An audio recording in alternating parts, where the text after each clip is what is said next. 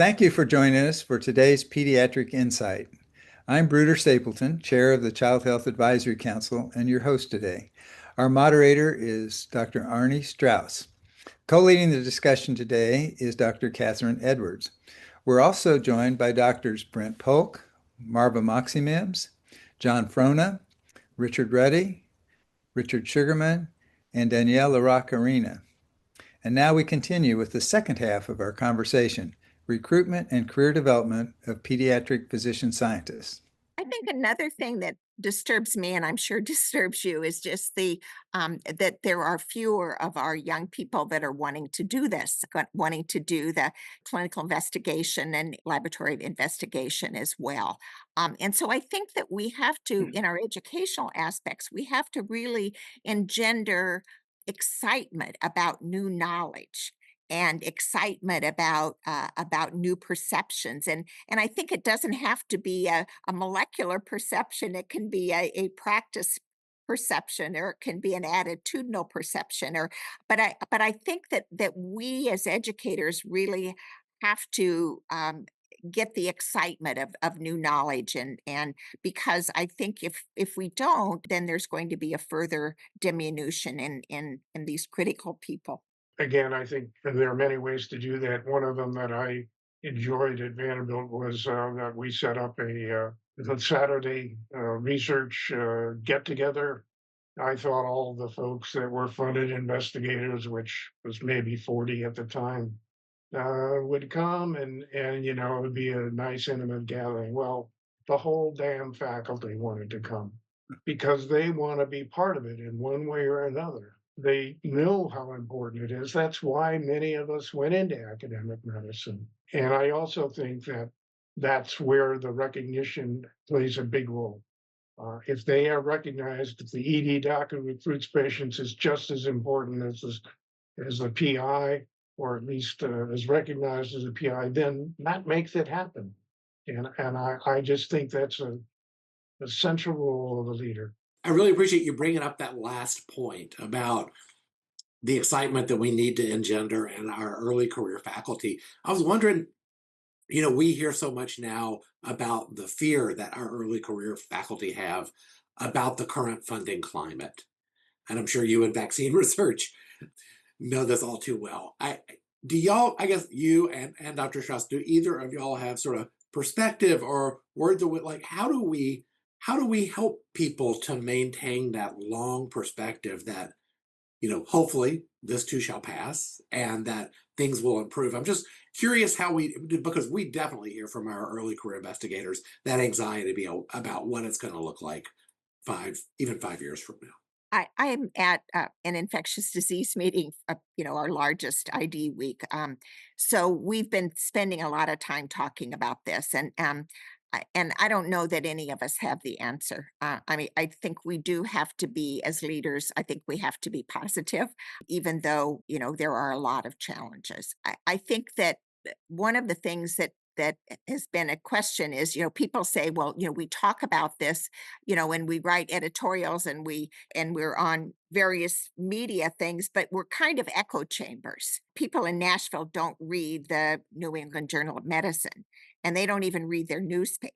Are we talking to the right people? Do we need to get, in social media, do we need to invest in other communication strategies? And I think, yes, we do. And I think we just have got to do something different, but some of us said, well, maybe it's not about no kings, maybe it's about no doctors. And we have a march and we talk about, again, I don't know the answer, and I'm not advocating any of these things, but I just think that we do have to be positive. If we're going to be a leader, we have to lead. And even though it's hard, we have to show something that's very positive. But how we ultimately get out of this, I don't think any of us really know. This conversation brings me back to when I started as a junior faculty at Harlem Hospital and Columbia University. Rich Ruddy and I know each other well. He not only was a mentor, but he took care of my kids when I was at CHOP. I raised this issue because in the mid 80s and 90s, I know I'm dating myself, yes, we had some federal funding from MCHB, but a lot of us did research just because it we were compelled to do it, whether there was funding or not. And then when I did get savvy at grant writing, but there was a time when a lot of my publications did not come with funding, although I have to thank David Kornfeld. When I was a fellow, he got me institutional support, I guess, from one of the center grants.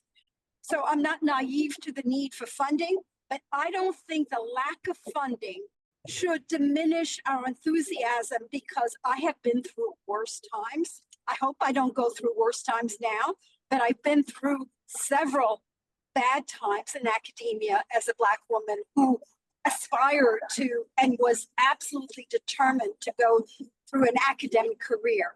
So I think that kind of enthusiasm comes, and I thank Rich because he was a wonderful, wonderful mentor and friend and colleague, that we can show that, we can display that. I agree. I think we need to celebrate our successes, and there continue to be great successes. And we need to do it, as Kathy said, publicly, with the media, but also with families and parents and our colleagues, so that it becomes public. The success becomes public. And then we also need to show the negative consequences of not doing science well, and making sure that people understand what the risks that are developing are. So it is about being active publicly. I'd like to move on a little bit to the second question. Second question has to do with the support of a bench investigator. And I agree there's a little bit more sense about this among most people, but it doesn't always happen. And I think it's really crucial. So the key elements I listed here: protected time is absolutely essential, and God knows chairs tend not to do that because they don't understand that protected time means not seeing patients. And it's really crucial for an investigator to have that time. Lab space is crucial, but it's also crucial where it is and what the environment is. And I often felt the best way was to make sure the lab space was either adjacent to a mentor who was knowledgeable about the science, or within the mentor's laboratory, at least initially. Support for a lab technician is absolutely critical. Most people don't want to do this. They say, oh, they can do it all on their own. Well, baloney. You need to have someone who can be there all the time, every day, do the experiments when the faculty member is not available. So I think it really is crucial, and it's best to have a senior person who knows how to do the work. Some equipment that's unique or central to the recruit's subject matter is important. And a scientific oversight committee is also essential. It's critical, though, to have clear expectations. So the leader needs to say, this is what I expect you to do. And this is the timeline in which I expect you to do these things: write grants, write papers, etc. Communication is critical. The environment is critical. And the money is critical. And when you add this up, especially with all the salary time, it's $1 million to $1.5 million, just like it should be for a clinical investigator. So again, I'm happy to hear comments from those of you who have been through this, done this successfully or not, and if you have any additional thoughts. Dr. Polk, you've been through this a lot. I know you've recruited some successful folks. Do you have any comments? I was just thinking about Kathy's admonition to engender excitement and thinking about these components. I have the privilege of running our PSTP program and just took all of our members out to dinner, and these are top of mind for those 10 individuals that, where are we going to get funding in the future? Where are we going to get our first jobs? What kinds of things, how do we potential philanthropy and NIH grants, and how do we even frame NIH grants as the historical penultimate if this is going to change? I do think that time, and one of the things that I've been doing recently is changing from protected time, because many of our physician scientists are very committed to their patient experiences. I know you were, Arnie, and were a champion of doing better for patients by actually seeing patients as part of being a physician scientist. So I've changed my language around this to research time, clinical time, and other efforts. But I think the expectation within 3 years of getting funding, you're talking about a very expensive load, and it's going to vary across disciplines since we aren't all paid the same. But in that million and a half, maybe all the way up to 2 million with inflation. This is a terrific discussion. I hope you and Kathy will share your thoughts with us. Thank you, Brent. But the last thing I'd like to talk about briefly, and Kathy, if you go that slide about a scientific oversight committee, I think this is one of the issues that's already been raised and one which I also feel strongly about. So Kathy. Sure. So I think that a scientific advisory committee is critical.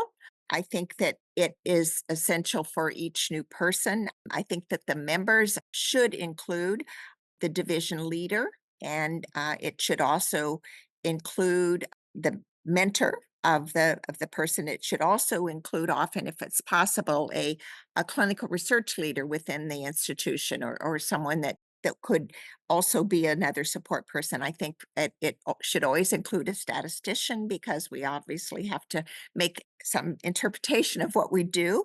And I think that also an expert in the field of the study where the investigator is actually working. As I said before, we've had some luck with recruiting members from other institutions because of the virtual nature of some of our interactions, and also as you know, to kind of bridge if there's a big component of another division that's being involved, that to include those people as well. I think there also must be a very clear understanding of what the mentor is going to do as well.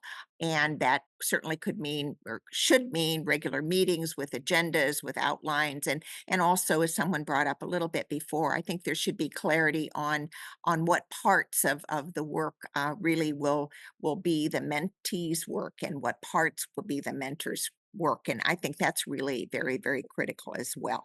So the committee, yes, I think it should meet at least twice a year. I think that optimally a mentor-mentee meeting, I have mine every week, unless I'm out of town. But mostly it was I tried to have it every week with deliverables and clear guidelines as well. So I think that committee and that advisory group is really critical. And I would just add that being on such a committee and interacting with the new faculty member, the recruited faculty member, indicates commitment and commitment to their career. And perhaps that's the most important component, is the encouragement that provides to a new recruit. Well, I think we've covered the questions, and I would just like to briefly summarize and emphasize that recruiting new faculty, investigators, physician scientists is expensive, but it requires a lot of attention to detail. It requires, I believe, a lot of interaction and communication between the leader and the recruit, and an understanding of what their research involves, so that the support is both appropriate and targeted to their needs. Perhaps we didn't emphasize this enough, but the people are, in the end, the most important part. The mentor, the scientific oversight committee, the interactions will encourage what we all know is a very difficult career path. So I hope this discussion has been helpful to some of you. And obviously, as Kathy said, we encourage any questions or comments that you might have, and enjoyed interacting with you and having a conversation. Thank you.